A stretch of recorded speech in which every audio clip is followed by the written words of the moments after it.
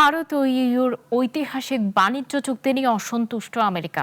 মার্কিন অর্থমন্ত্রী বেসান্টের অভিযোগ, ইউক্রেনের যুদ্ধকে অগ্রাধিকার না দিয়ে ইউরোপ ভারতকে প্রাধান্য দিচ্ছে।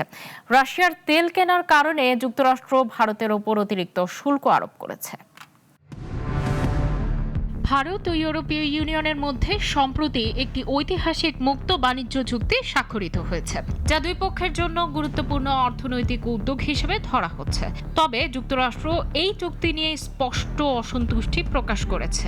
মার্কিন অর্থমন্ত্রী স্কট বেসেন্ট এক সাক্ষাৎকারে বলেন, ইউক্রেনের সংকটের সময় ইউরোপ বাণিজ্যের দিকে অগ্রাধিকার দিয়েছে।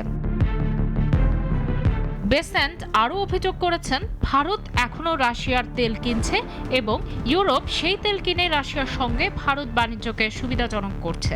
এতে ইউরোপ প্রকৃতপক্ষে তাদের খরচ নিজেরাই বহন করছে। মার্কিন যুক্তরাষ্ট্র ভারতের ওপর 25% অতিরিক্ত শুল্ক আরোপ করেছে, কিন্তু ইউরোপ তা মানেনি, কারণ তারা ভারতকে বাণিজ্যের মাধ্যমে কাছে টানতে চেয়েছিল।